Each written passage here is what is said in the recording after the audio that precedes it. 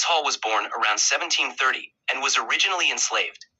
After gaining his freedom, he became an influential community leader in Boston, Massachusetts. He was a strong advocate for the rights of African Americans and was involved in efforts to secure equal rights and education for Black people. In addition to his work with the Masons, Prince Hall was a vocal proponent of the abolition of slavery and fought for civil rights. He is often credited with helping to lay the groundwork for future African American leaders and activists. Prince Hall's life history has been the subject of debate. This image from the Grand Hall Lodge in Dorchester, MA states he was born in 1735, other sources state 1738, and yet others state he was born on September 12, 1748 in Bridgetown, Barbados to Thomas Prince Hall, an Englishman and a free-colored woman of French descent. In Barbados, the Hall family was a very well-respected family and its members were known as pious persons of excellent character. At the age of 12, Prince Hall became a leather apprentice under his father, where he made great advancements in the trade. Prince Hall, in addition to working as an apprentice, aspired to visit America. Though discouraged by his parents, young Prince never gave up on coming to America. In February 1765, he heard that a vessel in port was bound for America and spoke to the captain offering to work his passage. On March 1765, the vessel arrived in Boston, Massachusetts. Prince Hall was 17 years old when he arrived in Boston. He lived in Medford and worked for many years, saving money. He was briefly married to Sarah Ritchie, a slave who died shortly after their marriage. By age 25 he was able to buy real estate and was eligible to vote. Prince joined the Continental Army and was one of a few blacks who fought at the Battle of Bunker Hill. Later on, after several years of study, Prince Hall became a minister in the African Methodist Episcopal Church in Cambridge, Massachusetts.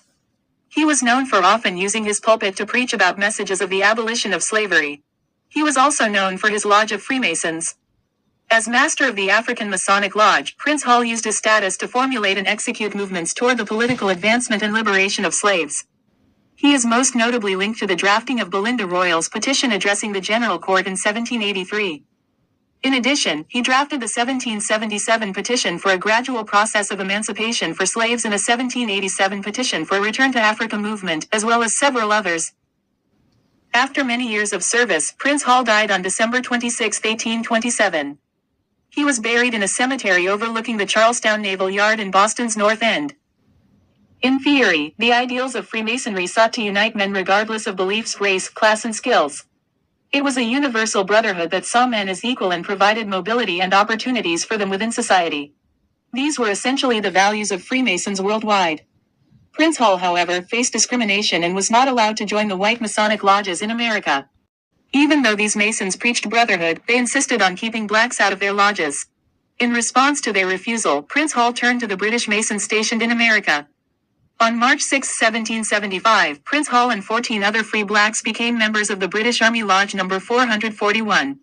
They were Peter Best, Duff Buform, John Canton, Peter Freeman, Fortin Howard, Cyrus Jonbus, Prince Payton, Prince Reese, Thomas Sanderson, Weston Slinger, Cato Spion, Boston Smith, Benjamin Tiber, and Richard Tilley. The creation of the first African Masonic Lodge came about due to the unrelenting efforts of Prince Hall and these 14 others who were taking the initial steps to form America's first black institution. On September 29, 1784, after Prince Hall's petition to the Grand Lodge of England for permission to establish a lodge, he was granted a charter from the Grand Lodge of England for the African Lodge No. 459. The African Lodge met regularly at the Golden Fleece, a tannery shop on Water Street in Boston, Massachusetts. Later in 1827, the African Lodge declared itself independent and was renamed as the African Grand Lodge No. 1. The remarkable efforts of Prince Hall not only established the first black institution in the United States but also established a firm foundation on which other blacks in this country could build.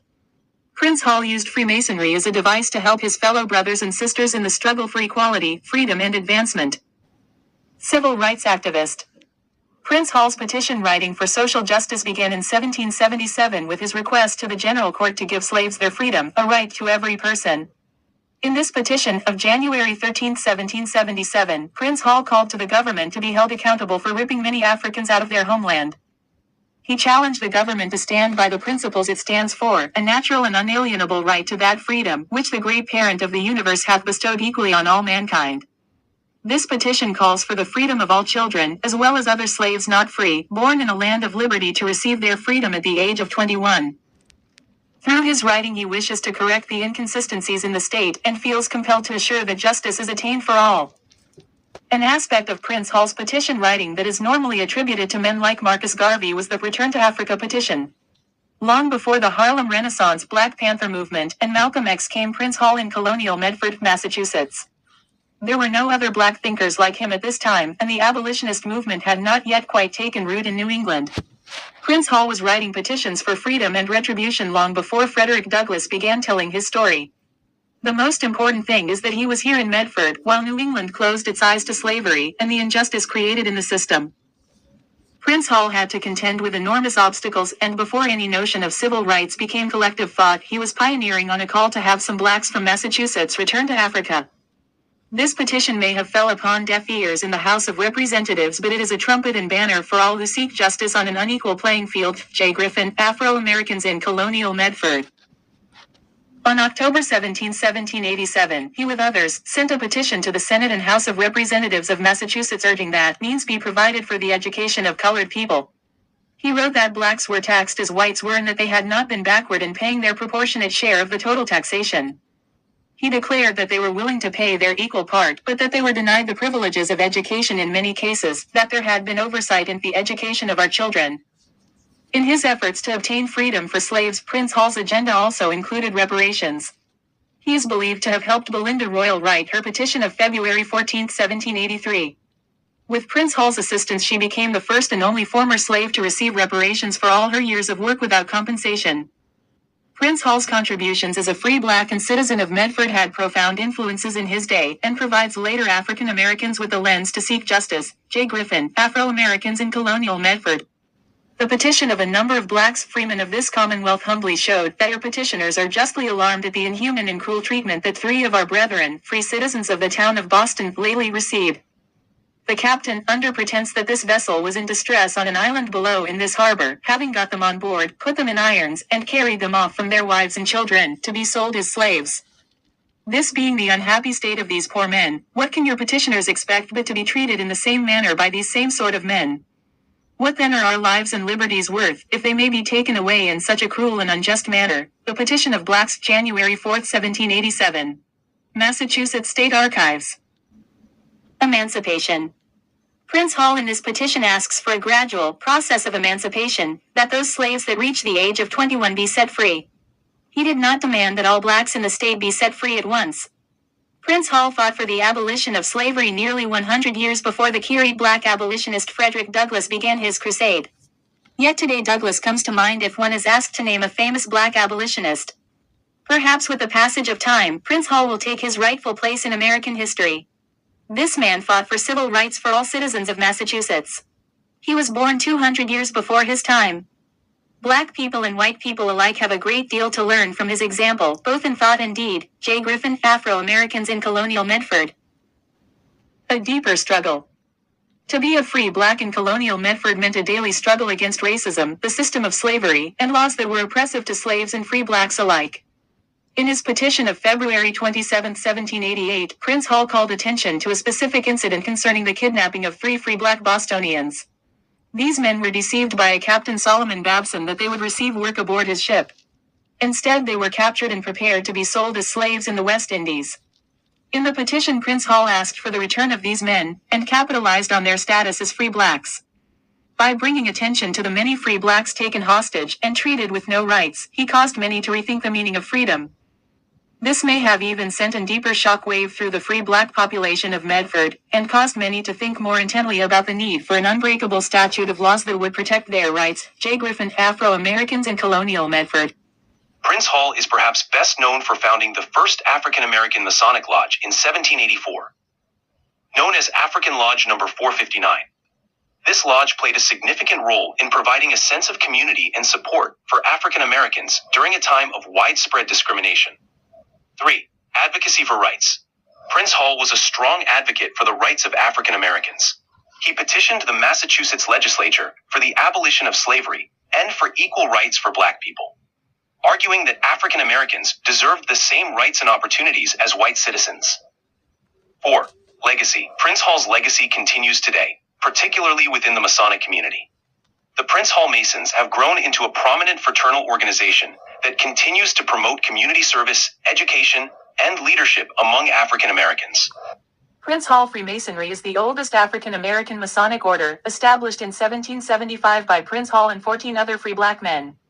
It's a branch of Freemasonry, sharing the same rituals and moral teachings as other Masonic orders worldwide.